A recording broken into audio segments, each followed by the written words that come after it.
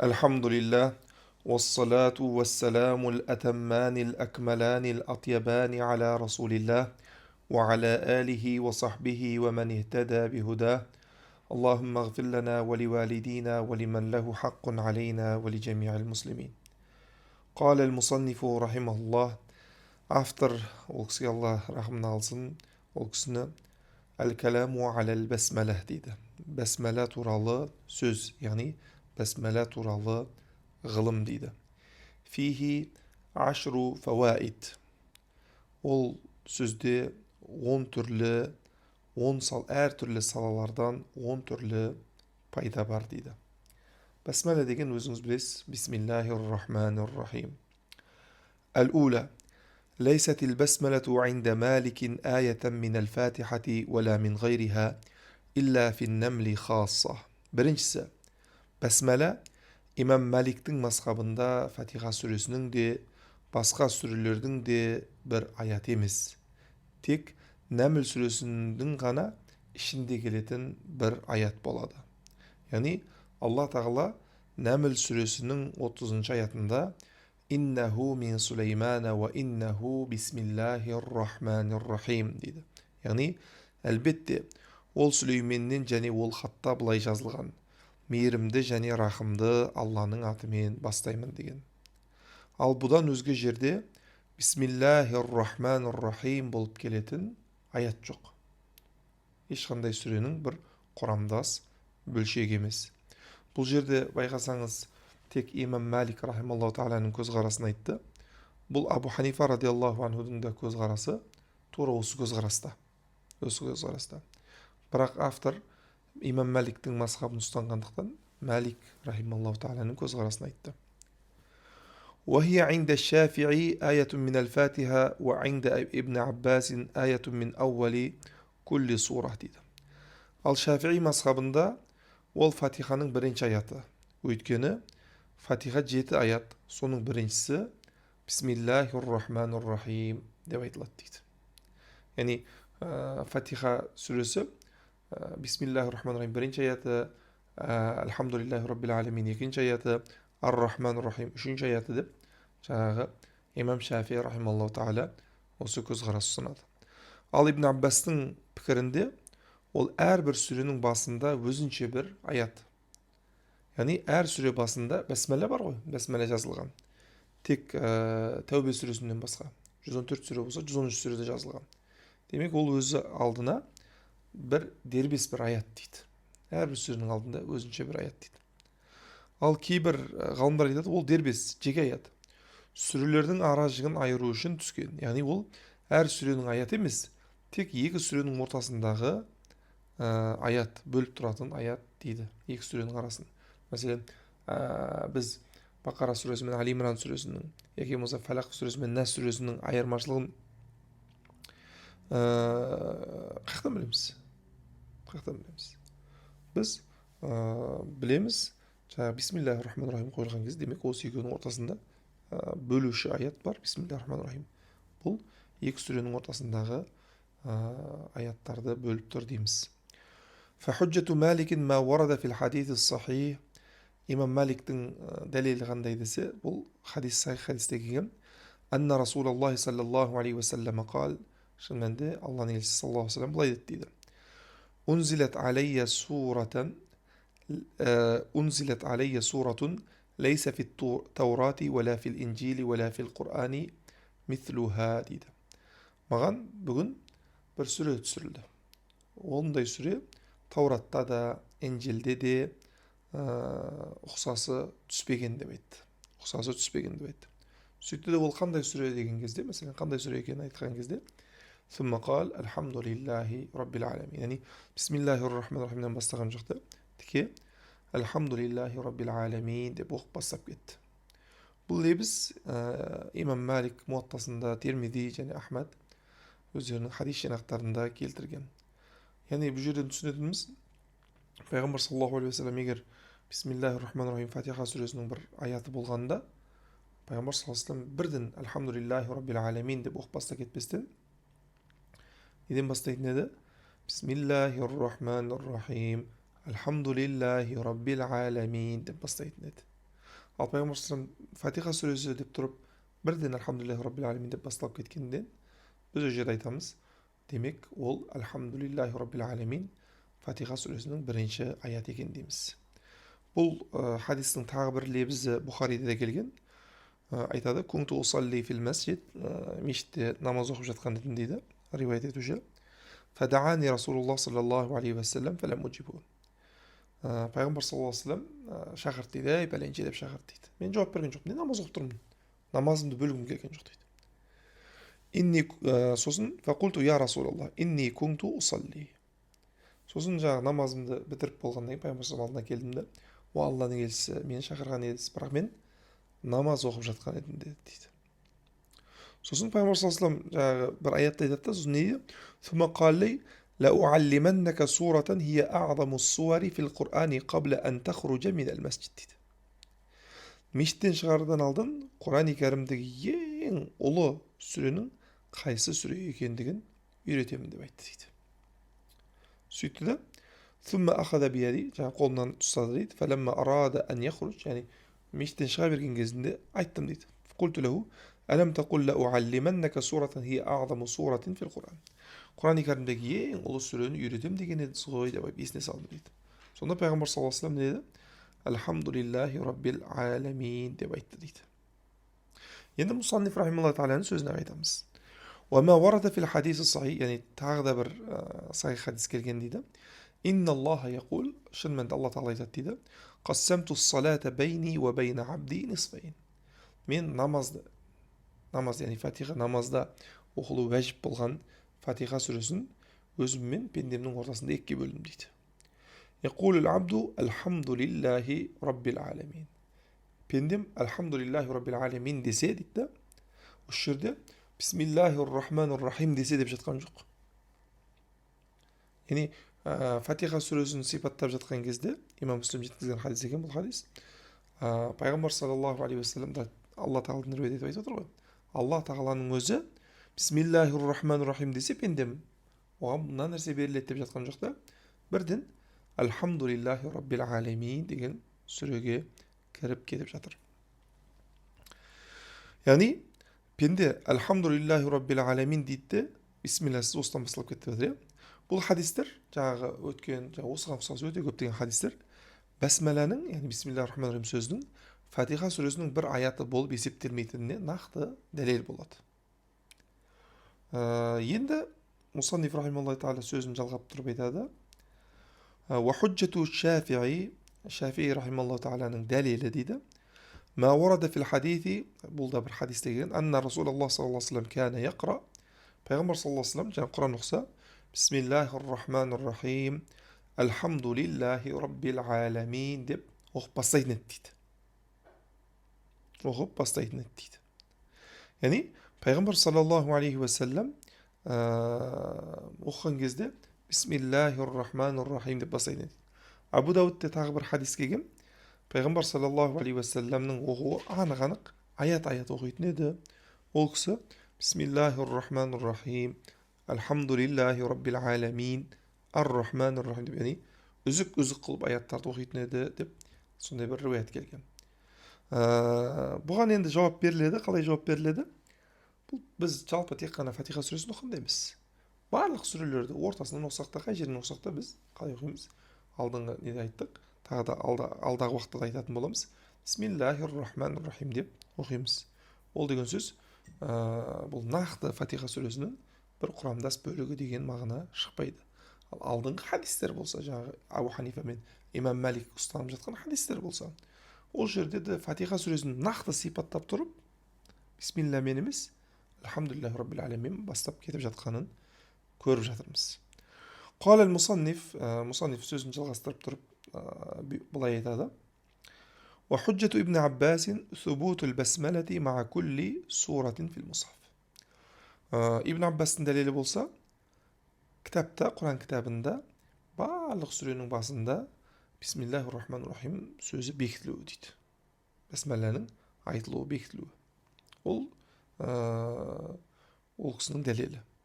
Өйткені сахабалар Құран-ы Кәрімді барлығын жаңа бір неге кітапқа жинақтап түсірген кезде Пайғамбар саллаллаху алейхи дәуірінде әртүрлі парақтарға, тақтайларға, жаңағы ағаштардың жапырақтарына, талдың тамырлары, әртүрлі сондай бір жазу құралдарына жазылды ғой. Соның барлығын жинақтап бір кітапқа жинақтаған кезде Құран емес болған кез келген нәрсені алып тастаған. Яғни ол кітапқа тек қана Құранның сөздерін ғана кіргізген. Ал бәсмәлә Құранға кірмейтін болса, Құранның бір қандай да бір аяты болмаса, сахабалар оны ол жерге жазбайтын еді дейді. Әр аят сүренің басына бисмиллахир-рахманир-рахим деп жазбайтын еді. Демек ол Құранның бір аяты дегенді айтады. Кез келген пікір қайшылығының бір өнім болу керек. Егер өнбейтін дау болатын болса, өспейтін бала өнбейтін дауды даулайды деген қазақтың бір сөзі бар. Бұл пікір қайшылығынан не пайда бар деп сұрақ қойылады. Не үшін бисмилля фатиханың бір несі болады ма, аяты болады ма, яки болмаса ол фатиханың вообще аяты болмайды ма? Не айырмашылық бар? Бізге не пайда, не зиян? Дейді. Делінсе бір адам намазда бәсмәләні оқу не оқымау мәселесі осы пікірталасқа келіп тіреледі. Яғни Фатиха сүресінің бір құрамдас бөлігі дейтіндер, олар жария намаздарда, дауыстап оқылатын намаздарда бисмиллахир-рахманир-рахим, альхамдулиллахи раббил аламин деп бастап кету керек болады. Неге Фатиха сүресін оқу? Бұл уәжіп. Кейбір мазхабтарда парыз. Ал біз мәселен көріп жүрген мешіттерімізде имамдарымыз жария намаздарда қалай оқып жатыр? Бірден альхамдулиллахи раббил аламин деп дауыстап оқып жатыр. Бисмиллахны іштерінен айтып жатыр. Демек, осы жерде бір пікір келіспеушіліктің пайдасы міне осы жерде көрініс табады. Екінші мәселе дейді. Әс-сәния إذا ابتدأت أول سورة بسملت إلا براءة дейді. Егер сүренің басынан бастап оқысаң, онда бәсмәлемен оқисың. Яғни бисмиллахир-рахманир-рахим, құл хуаллаху ахад, бисмиллахир-рахманир-рахим, құл аъузу бираббил фалақ деп. Яғни сүренің басынан оқыған кезде бисмиллахны айтасың дейді. Тек Бараа сүресінде олай емес. Неге олай емес? Бараа сүресінде бисмиллахир-рахманир-рахим жазылмаған. Бараатун миналлахи ва расулихи деп бастап кетеді. Тәубе сүресі біздің кітаптарымызда Тәубе сүресі деген атымен атақты Бараа сүресі. Ва санадкуру иллата суқутиха мин бараати фи маудиъи дейді. Ол Бараа сүресінің басынан бәсмәлләнің түсіп қалуы, бәсмәллә сүресі зікір етілмеуінің себебін сол Бараа сүресінің тәпсірінде зікір ететін боламыз, айтып өтетін боламыз дейді. وإذا ابتدأت جزء سورة فأنت مخير بين البسملة وتركها عند أبي عمرو الداني дейді.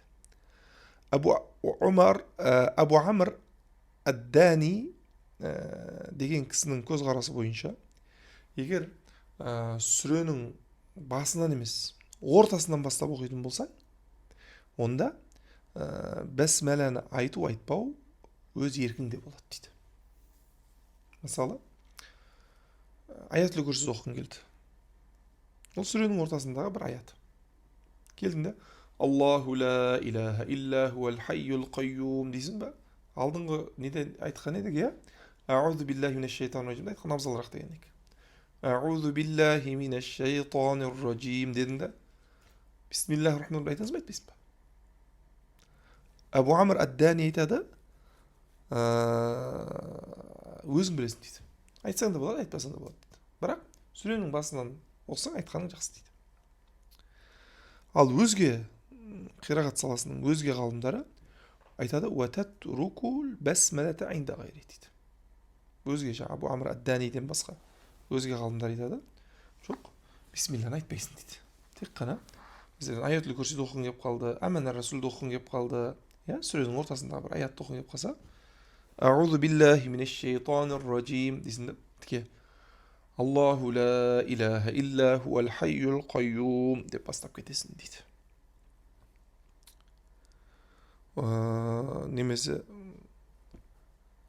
енді мұсылмандар әдетте қалай жасап жатыр қазіргі уақытта? Мұсылмандар барлық жерлерде сүренің басынан оқыса да, ортасынан оқыса да, бәсмәләні айтуға дағдыланған көреміз. Мысалы, намаздан кейін бізде 5 уақыт намаздың 4 уақыт намаздан кейін муәззин, азаншы, яки болмаса имам, білмейміз, сол жерде бір адам Құран оқиды. Сол Құранды біз бұрын өткен жаңағы марқұмдардың рухына бағыштаймыз. Сол жерде байқасаң, қалай болады? Мәселен, аяттың көбінесе аяттың сүренің ортасынан оқылады.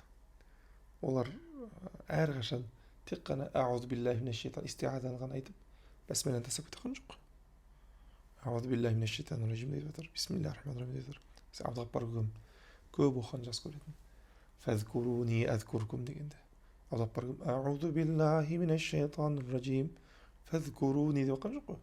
Бисмиллахир-рахманир-рахим фазкуруни деп оқитын еді.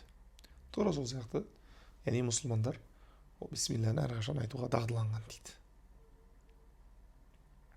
осылай амал ету дейді. وإذا أتممت سورة وابتدأت أخرى فاختلف القراء في البسملة وتركها дейді. Егер бір сүрені бітірдің, екінші сүрені бастайтын болсаң, бәсмәлләмен оқисың ба? Екінші сүрені или болмаса басында тұрсың бисмилләні оқымайсың ба десе, ғалымдар, яғни қирағат саласының ғалымдары, қарилар бір ауыздан бір пікірге келіспеген дейді. Яғни бір пікірге тоқтамаған, пікір келіспеушілікке түскен дейді. Кейбір қарилар екі сүренің арасында бәсмәләмен бөлмейді. Яғни мысалы قل أعوذ برب الفلق من شر ما خلق ومن شر غاسق إذا وقب ومن شر النفاثات في العقد ومن شر حاسد إذا حسد дейді. Кейбір қарилар мәселен Бисмиллахир-рахманир-рахим قل أعوذ برب الناس деп оқса, кейбір қарилар من شر حاسد إذا حسد тіге قل أعوذ برب الناس деп бисмилланы айтпай тіге бастап кетеді. Мысалы, хатым оқыған кезде мәселен والضحى والليل إذا سجى ما ودعك ربك وما قل деп оқып келеді. وأما بنعمة ربك فحدث дейді. Бисмиллахир-рахманир-рахим деп айтпаса не істейді? Бірден ألم نشرح لك صدرك деп намазда арасындағы бисмилланы оқымай кететінін көреміз. Иә? Бұл мәселеде 7 қари қырағат иелері бір ауыздан келіспеген. 7 қырағат иелері. Олардың кейбірі бәсмәлә айтады, кейбірі айтпайды. Сол жаңағы 7 қирағаттың иелерінің бірі Ибн Кәсир әл-Мәкки тәкбірді айтады. Мәселен, وَأَمَّا بِنِعْمَةِ رَبِّكَ فَحَدِّثْ Аллаху акбар Бисмиллахир-рахманир-рахим Алам нашрах лака садрак деп оқығанын көреміз. Үшінші мәселе. Әс-салиса, яғни үшінші пайда немесе үшінші мәселе. لا يبسمل في الصلاة عند مالك дейді. Имам Маликтің мазхабы бойынша намазда бәсмәлә айтылмайды. Мүлде айтылмайды. Біз алдыңғы сабақта айттық, аузу билләні айтпайды олар. Сана дұғасын айтпайды. Не істейді? Бірден Аллаху акбар. Алхамдулиллахи раббил аламин деп бастап кетеді. Өйткені Имам Маликтің көзқарасында бәсмәлә Фатиханың құрамына кірмейді. Сондықтан Малики мазхабында бәсмәлә айтылмайды. ويبسمل عند الشافعي جهرا في الجهر وسرا في السر. Шафиғи мазхабында жария намаздарда бәсмәлә жария намаздарда жария түрде оқылады, ішти оқылатын намаздарда ішти түрде оқылады. Шафиғи имамның артында тұрып қалсаң, Фатиха сүресін оқудан алдын олар жария түрде Бисмиллахир-рахманир-рахим намазда да айта береді. وعند أبي حنيفة سرا في الجهر والسر дейді. Абу Ханифа мазхабында бәсмәлә жария намазда да ішти оқылатын, құпия намазда да ішти оқылады дейді.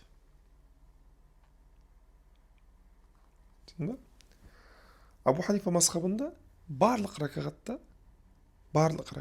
Фатиха сүресінен алдын бисмилла оқылады. Оқу сүннет. Бірақ не қылмайды? Жария оқымайды. Іште оқиды. Барлық ракаттарда, барлық намаздарда. Марақи аль-Фалах деген кітапта міне осылай келген. Енді дәлелдерін айтады. Фахуджату Маликин мин вачейн дейді. Имам Маликтің дәлел екі жақтама дәлелі бар дейді. Біріншісі, ахадухума аннаха лейсат индаху аятан фил фатиха хасба ма закарна. Алдын айтып өткеніміздей, басмала, яғни бисмиллахир-рахманир-рахим деген сөз Фатиха сүресінің бір аят емес. Уал ахар, екінші не? Ма варада фил хадис ас-сахих ан Анасин аннаху қал. Бір сахих хадисте келгеніндей, Анас Малик жеткізген ол кісі айтады: "Саллайту халфа Расулиллах саллаллаху алейхи вассалам." Пайғамбар саллаллаху алейхи вассаламның артында тұрып намаз оқыдым. Уа Аби Бакр, Абу Бакрдың артында тұрып намаз оқыдым. Уа Умар, Омардың артында тұрып намаз оқыдым. Уа Усман, Османның артында тұрып намаз оқыдым. Факану ястафтихуна билхамдулиллахи раббил аламин. Олар намазды бірден бисмиллахир-рахманир-рахим деп бастап кететін еді дейді. لا يذكرون بسم الله الرحمن الرحيم في أول الفاتحة ولا في آخرها дейді. Олар Фатиханың басында да, соңында да бисмиллахир-рахманир-рахим деген сөзді оқымайтын еді дейді. Оқымайтын еді дейді. وحجة الشافعي من وجهين. الشافعي مذهبның дәлелі екі жақтама. أحدهما أن البسملة عنده آية من الفاتحة. Біріншісі, басмала бұл оның көзқарасы бойынша Фатиха сүресінің бір аяты.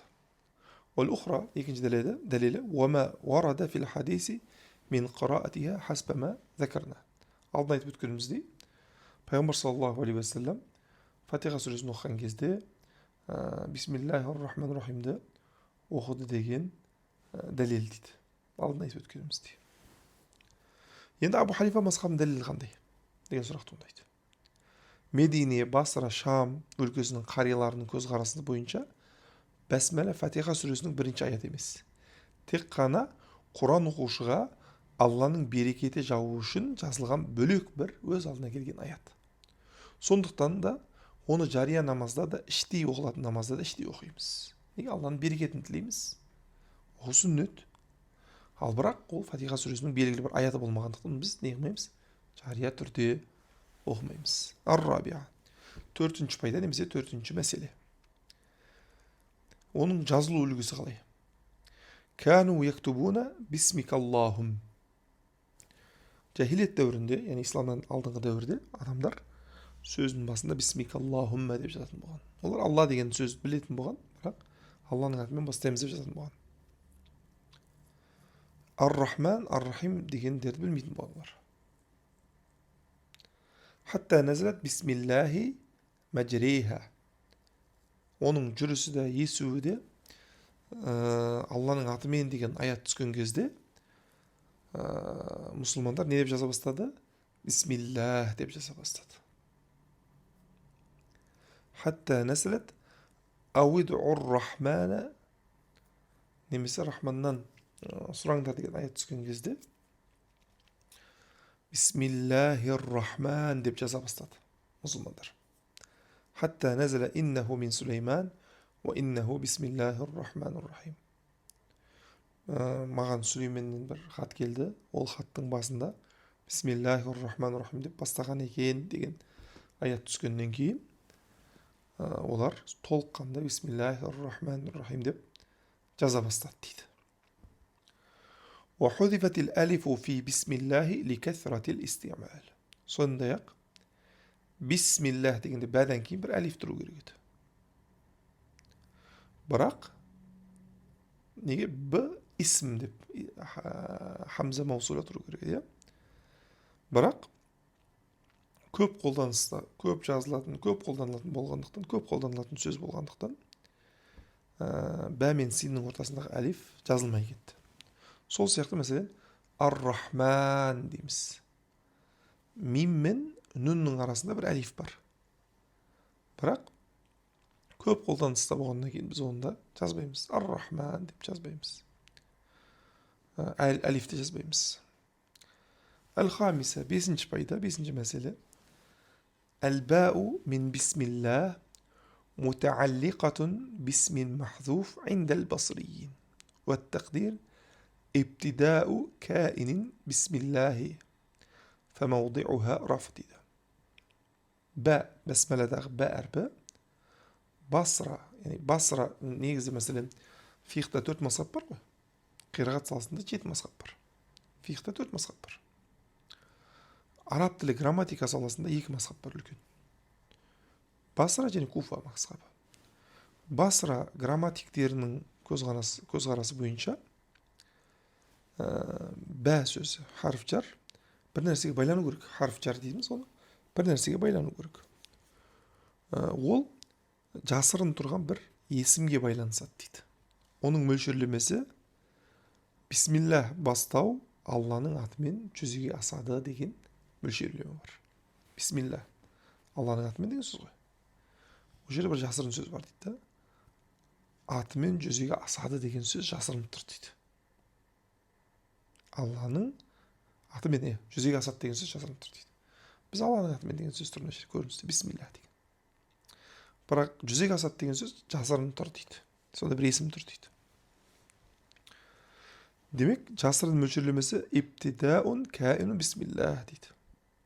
Сондықтан да оның орны рафа, яғни атау септік. وعند الكوفيين تتعلق بفعل تقديره أبدأ أو أتلو فموضعها نصب дейді.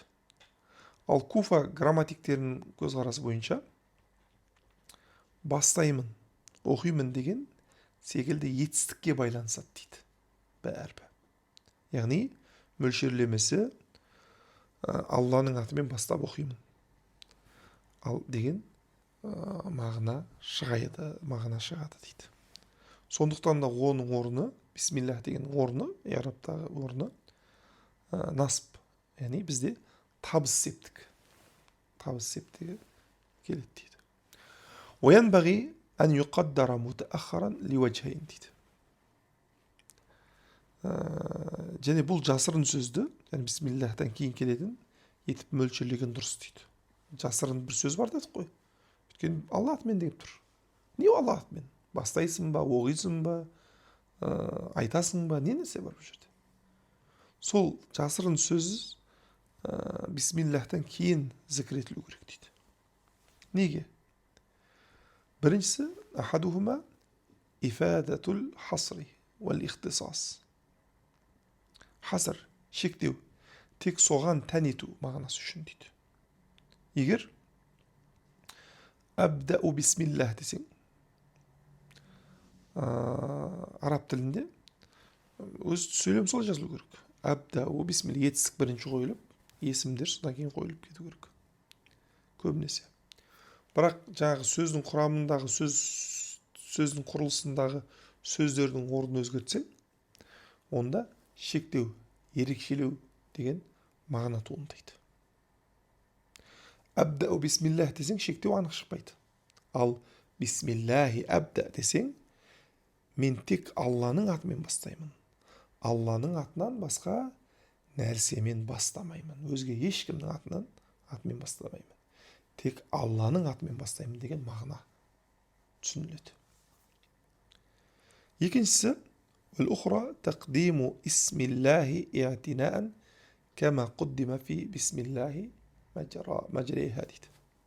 Құрмет белгісі ретінде Алланың есімі ілгері қойылып жатыр. Екінші жағынан. Mesela Bismillahi мәжрейха үлгісінде солай келген. Мәжрейха бисмилlah деп аққан жоқ. Бисмиллахи мәжрейха деп жатыр.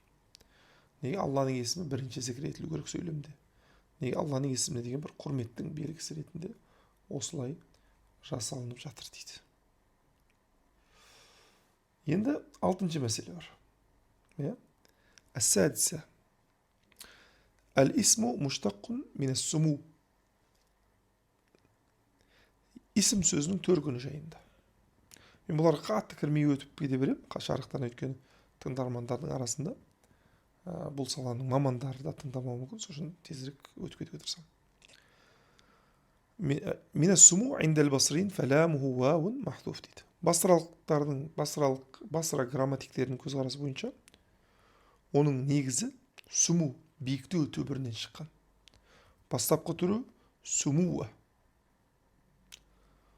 соңындағы вау түсірілген. Сүму болып қалған. Сөйтті де, вау түсірілгеннен кейін исм болып кетті де. Куфалықтарының уайндер куфид муштаққу минас сима وهي العلامة ففاؤه محذوفة дейді. Куфалықтардың көзқарасы бойынша сима белгі түбірінен шыққан, яғни есім аталушының белгісі. Уәдәлилул басриин, басра грамматиктердің дәлелі ат-тасғир ва тәкбир, кішірейту мен үлкейту, қалыпқа қайтару сияқты тәсілдер дейді. لأنهما يردان الكلمات إلى أصولها дейді. Сөзді түпкі негізіне қайтарады. Сөздің түбірін тануға көмектеседі. Егер біз кішкентай үлкейтуге қарасақ. Сонда есімдерді қосуды, екілеуді қарау арқылы түбір айқындалады. Уақаул куфиин, куфалықтардың көзқарасы бойынша азхару фил маъна дейді. Мағынасы анық дейді, айқын. لأن الاسم علامة على المسمى. Өйткені есім аталған нәрсенің белгісі. Мұсаниф рахимахуллаху тағала куфалықтардың көзқарасы дұрыс деп жатыр. Әс-сабиа, 7-ші мәселе, қаулука Аллах исмун муртажал, джамид. Алла сөз жайында. Бұл пікірде де ол дербес қалыптасқан, яғни муртажал, туынды, мұштақ емес. Яғни бір нәрседен алынбаған. Өзі дербес қалыптасқан есім дейді. Ондағы Аллах дегендегі әл анықтаушы емес, сөздің құрамдас ажырамас бөлігі. Мәселен, әл-фараби, әл-беруни, әл-харазми дегендегі әл сөз қойылады ғой. Аллах сөзінде де әл деген тұр. Ол әл деген танытушы, белгілі деген мағынада қолданылатын әл ме? Жоқ. Аллах сөзінің құрамдас бір бөлігі деп айтылады. Уақила, кейбір ғалымдар айтады, иннаху муштаққун минат тааллу ва хуа тааббуд. Кейбір пікірде құлшылық ету түбірінен туындаған Аллах сөзі әт-тааллу, яғни құлшылық ету түбірінен туындаған дейді. Уақила минал вилхан وهي الحيرة لتحير العقول في شأنه дейді. Тағы бір пікірде өлхан, таңдану, абдырау деген мағына дейді. Неге? Өйткені ақылдың оның ақиқатын, шынайы мағынасын, оның ұлылығын ойланған кезде абдырап қалады. Таңырқайды. Оның бүкіліндей толықтай күш құдіретін түсіне алмастан ол таңданады дейді. Уқила, тағы бір ғалымдар айтады, аслуху илах мин ғайри алифин уәлам. Илах дейді. Болған дейді. Алиф ләмсіз. Thumma худифатил хамзату мин аувалихи. Сосын басынан хамза өшіріп кетті. Ләх болып қалды. Мин ала ғайри қияс. Бір өлшемнен тыс, қағидадан тыс осылай хамзаны түсіріп тастады дейді. Thumma удхилатил алифу уәл лам алейх. Сосын оған алиф лам қосылды, Аллах сөзі қалыптасты дейді. Илах еді, хамза түсіп қалды, ләх болып қалды, алиф лам қосылды, Аллах болды дейді. Тағы бір ғалымдар уақила аслуху әл-илах дейді. Бил алифи уәл лам дейді. Thumma худифатил хамза дейді. Сосын хамза өшірілді дейді. وَنُقِلَتْ حَرَكَتُهَا إِلَى اللَّامِ дейді. Оның әрекеті ләмға өзгерді. Илә. Ләмға өзгерді не? Лих болып қалды. كَمَا نُقِلَتْ إِلَى الْأَرْضِ дейді. Арттағы осы ауса сөздерде көшілген секілді дейді. فَاجْتَمَعَ لَامَانِ дейді. Екі ләм келіп қалды. فَأُدْغِمَتْ إِحْدَاهُمَا فِي الْأُخْرَى وفخم للتعظيم إلا إذا كان قبله كسرة. Сосын екі ләм бір-біріне қосылды да, сосын Алла Тағаланың ұлылығын білдіру үшін Аллах деп жуан дыбыс етілді дейді. Жуан дыбыс етілді. Ал оның алдын касра келсе жіңіш келеді. Лиллах деп жіңіш келеді, иә. Бисмиллах деп сияқты. Мұсанниф рахимахуллах тағала таңдаған пікірде Аллах бір осындай бір түбір сөздерден туындалмаған дербес бір атау. Алла тағаланың дербес бір атауы дейді. Мұртәжәл.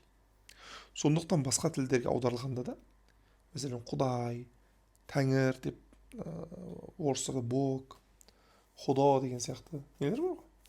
Солай аударылмайды. Аллах деп келді ма, осылай Алла деп қолданылады. Алла деді ма, Алла деп қолданылады.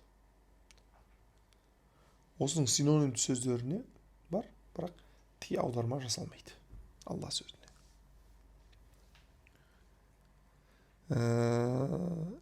Яғни Алла әр тілде де өзіндік атау ретінде беріледі. Әс-сәмина, 8-ші мәселе. Ар-Рахман ар-Рахим сифатан мин ар-Рахим, ва ма'нахума ал-ихсан, фахия сифату фи'алин дейді. Ар-Рахман ар-Рахим, рахым түбірінен шыққан екі сипат. Мағынасы ихсан, яғни Алланың жаратылысына жақсылық етуі. Бұл Алланың әрекеттік сипаты, сифату фи'ал. Жаратылысына ихсан етуі. Уқила ирадатул ихсани фахия сифату зәатин. Тағы бір ғалымдардың арасында бір пікір бар. Бұл жерде ихсан мағынасында емес, ихсан жасауды, жақсылық жасауды қалаушы деген мағынада дейді. Ерік, ирада сипатына оралады дейді. Сонда бұл зәти сипат болады, затына қатысты сипат болады дейді. Әт-тәсиа, 9-ші мәселе. Ар-Рахман ар-Рахим. Ар-Рахман мен Рахим арасындағы айырма туралы дейді. Ар-Рахман ар-Рахим على ما روي عن رسول الله صلى الله عليه وسلم أن الرحمن في الدنيا والرحيم في الآخرة. Peygamber sallallahu aleyhi ve sellem rivayet edilген hadiste Ar-Rahman Allah Tağala'nın осы дүниеде беретін рахымы. Ар-Рахим Allah Tağala'nın ахиретте момын мұсылмандарға ғана бағыштаған рахымы. Вақил, басқа ғалымдар айтты, Ар-Рахман амун фи рахматил му'минин вал кафирин. Ар-Рахман жалпы мүмінге де, мүмін емеске де Алла Тағаланың рахымы түсуі. Ал Ар-Рахим болса, бұл тек мүміндерге тән Алла Тағаланың рахымы дейді. Бұған дәлел кәна бил му'минина рахима дейді. Раббың Алла Тағала моғын мұсылмандарға рахымды дейді. Рахим деген рахмана деп айтқан жоқ. Фар-Рахман а'амму ва аблағ дейді. Сондықтан Ар-Рахман кеңірек мағына жағынан жалпы әрі қуаттырақ дейді. Уақила, кейбір ғалымдар айтады, Ар-Рахман аблағу ли уқуахи бa'да дейді. Тағы бір пікірде керісінше. Ар-Рахим басыңқырақ Рахманға қарағанда береді. Өйткені Ар-Рахманнан кейін келіп жатыр. Аля тариқатил иртиқаи илал а'ла.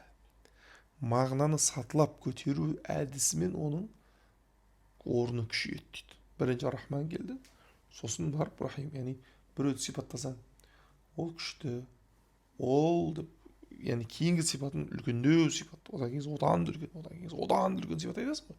Бірінші әлсіз сипаттардан бастайсың. Тура солай сипатталып жатыр дейді. Мағына жағынан да, әйтпесе Алла Тағалаға әлсіздік сипаты жоқ. Алла Тағаланың сипаттарының барлығы ұлы. Валиллахил мәсәлул а'ла. Ал-ашира, 10-ші мәселе. Иннама қуддима ар-Рахман ливачай. Екі жақтама Рахман сөзі Рахимнен алдыңға шықты дейді. Біріншісі, ихтисасуху билла. Тек Аллаға тәндігі үшін дейді. Яғни, Рахман деп Алладан өзге ешкімге атауға болмайды. Тек Аллаға тән сипат. Ваджараянуху маджрал асмаи аллати лейсат бисифатин дейді.